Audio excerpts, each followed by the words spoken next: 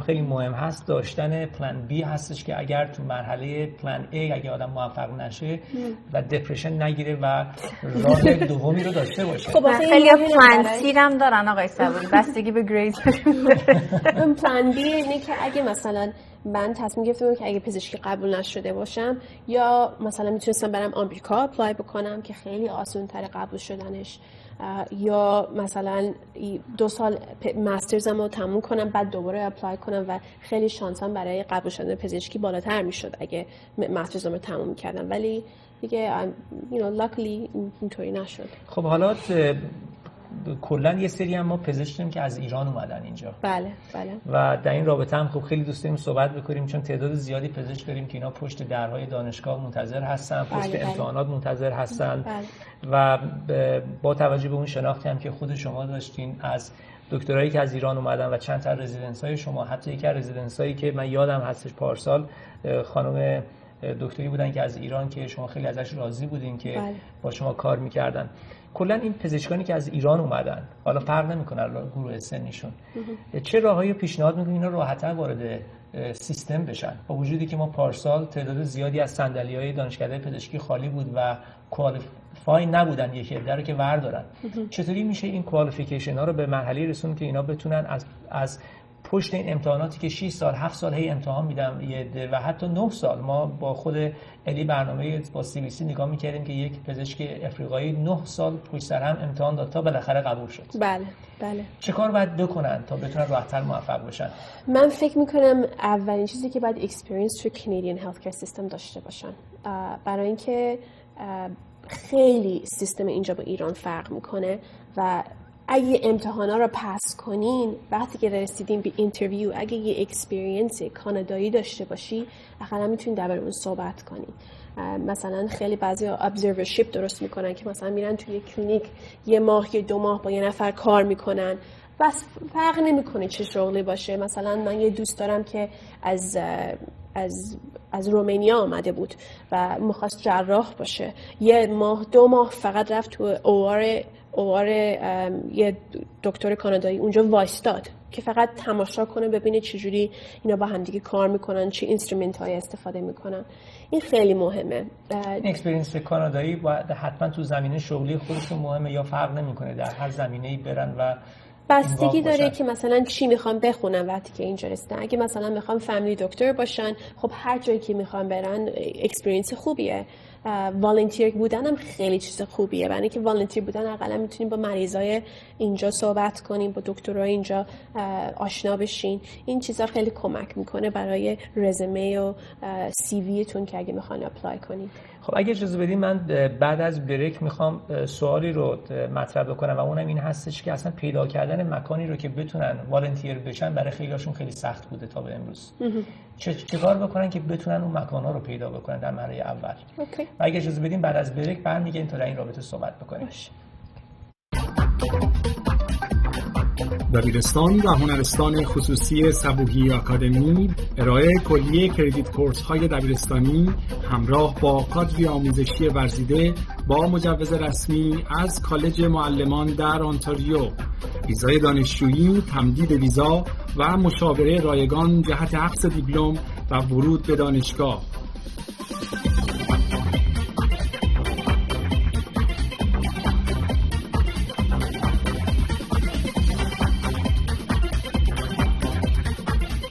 های آموزشی جهت گرفتن لایسنس برق در آنتاریو به زبان فارسی و انگلیسی. تلفن تماس 416 221 2111. آدرس 6303 خیابان یان. دفتر وکالت و امور حقوقی الهام معاونی وکیل رسمی دادگاه‌های آنتاریو. دعاوی خانوادگی، نقل و انتقال املاک و تمدید وام‌های بانکی با سرویس برتر و کمترین هزینه. افسر سابق اداره مهاجرت با 6 سال سابقه درخشان و حضور موفق در دادگاه‌های استان آنتاریو. تلفن 905 918 9606. آدرس شماره 167 خیابان یانگ استریت، مرکز شهر ریچموند هیل. محضر رسمی تورنتو تحت نظارت کامل وکیل رسمی دادگاه‌های آنتریو.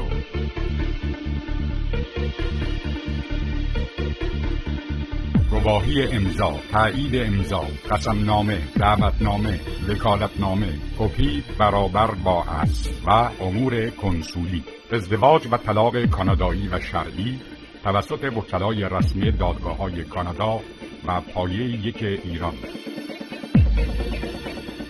6305 یانگ استریت. تلفن تماس 416 850 6455. آکادمی هنرهای زیبای مهرداد صبوحی با مجوز رسمی از وزارت آموزش و پرورش آنتریو. آموزش طراحی، نقاشی، رنگ و روغن، آبرنگ، مجسمه سازی و خطاطی به روش مدرن دانشگاهی.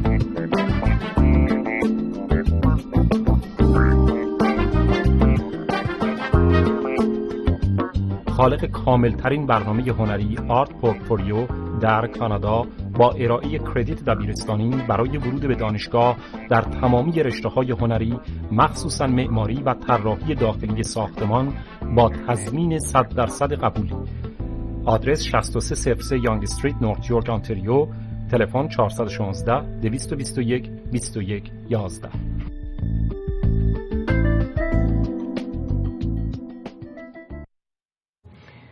خب آزی جان، ما در رابطه با کلا اون دکترایی که از ایران میان کانادا داشتیم صحبت میکردیم که چطوری بتونن راحت‌تر وارد این سیستم بشن. بله، والنتیر کردن خیلی چیز آسونیه. میری وبسایت‌های بیمارستان مختلف، تورنتو جنرال، پرنسس مارگرت، whatever، و یه دونه فرمای والنتیر دارن، پر میکنی، اپلای میکنی و میری برای اینترویو. خیلی آسونه. درس خوندن بعد چیکار بکنن تا بتونن امتحانات رو راحت‌تر پس بکنن؟ این خیلی کورس ها هست که میتونن بردارن، یه خود گرونن ولی خب خیلی کمک میکنن. باید کتابای از آدمای دیگه بگیرن. اینا یه نتورک خیلی خوب دارن. یه دونه ارگانایزیشن هست IMG Ontario or Health Force Ontario. اینا کمک میکنن به این آدما این ریسورس ها رو شیر بکنن. خب من خیلی دوستم در رابطه با اکسپریانس ها و اکسایتمنت هایی که تو کلا به عنوان یک پزشک در آنتاریو داشتی، چون خیلی وقتی که درباره آنتاریو حرف میزنیم فکر میکنن که این بیمارستان‌های فنسی دانتان هستش و همه پزشکا خب دوست دارن اونجا کار بکنن، ولی تو این چانس رو داری که تو تاپ ترین بیمارستان‌ها اینجا کار بکنی، ولی بعضی موقع پا میشی و با هواپیماهای 4-5 نفره میری آپ نورت، میری قطب شمال اینجا. بله. و میری به جاهایی که کمتر پزشکایی دوست دارن در اونجا برن، میری اونجا فعالیت میکنی، کار میکنی. بله. داستانهای زیادی داری. دوستم در رابطه با این اتفاقایی که اونجا افتاده و البته ساعت‌ها میشه درباره‌اش صحبت کرد. باعث شما بگین چند تا از اکسایتینگ داستان‌هایی که داری رو انتخاب بکنین و صحبت کنیم. در رابطه با اکسپریانس هایی که تو بالا داشتی. خب من یه خود اکسپلین بکنم. من 2 هفته برای هر 2 هفته هر 2 ماه میرم شمال آنتاریو که میشه مثلا 600 کیلومتر شمال ثاندر بی، که مثلا از تورنتو اگه میخواین با ماشین برین اونجا 28 ساعت طول میکشه. معنی درستش قطب شمال کشور کاناداست. من میرم اونجا کار میکنم. اونجا معمولا با اسکیمو دکتر خیلی کم دارن و خیلی نیازشون زیاده برای دکتر. یه دونه داستانای اکسایتینگ بهتون بگم. اونجا خیلی فیشینگ کامیونیتی هست، همه میرن ماهیگیری و این چیزا. نیتیو خیلی هاشون هم نیتیو هستن، درسته؟ بله، ماهیگیری 100%شون نیتیو باشن. نه، اون جاهایی که من میرم مثلا 20-30% هست، ولی بعضی موقع تو ریزرو هم میرم کار میکنم، بله، که همه 100% نیتیو هستن. اونجا مثلا 500 نفر 1000 نفر اونجا زندگی میکنن. ایرانی هم اونجا زندگی میکنه.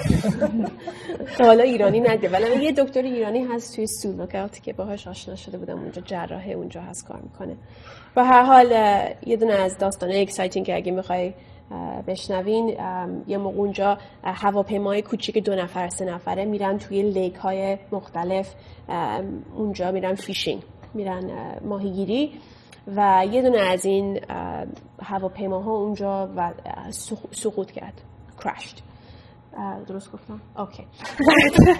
سقوط کرد و متاسفانه پایلت اون هواپیما مرد ولی پسنجر زنده بود و اون پسنجر رو آوردن بیمارستان ما. تنها جوری که میتونستن اونو بیارن با یه دونه پلین هواپیمای هرکلیزه که هرکلیز یه پلینه که مثلا 2 تا تانک حتی میتونه توش جا بشه. به فارسی همون 330 هرکولس‌های ایرفورس یا نیروی هوایی کانادا هستش. اینا سرچ اند ریسکیوشون بود که اینا پیدا کنن. این آقایا پیدا کردن بعد از 24 ساعت که بیرون توی هوای سرد بود آوردن بیمارستان ما. اینجوری که اکسایتینگ بود که نه که آقا خیلی مریض بود و خیلی کمک لازم داشته و هر کاری که میتونستم براش بکنم کردم، ولی اینجوری که اکسایتینگ بود که باید میبردیمش تراما سنتر مثلا اونجایی که من کار میکنم فقط ایکس ری داشت، حتی سی تی اسکن و آلتراساوند و این چیزا نداشتیم و ریسیسیتیشن لازم داشت که معنی که مثلا فلوید و دوا و کالر و اینتوبیشن و این چیزا لازم داشت که اینا رو انجام دادم، ولی لازم داشت که اسکنینگ لازم داشت که بریم سی تی اسکن و که تمام استخوناش اصلا شکسته بوده. بله و یه جراح استخوان لازم داشت که اون سنتری که من کار میکردم فقط 4 تا فامیلی دکتر که تو امرجنسی کار میکنن. به هر حال اینجایی که اکسایتینگ بود که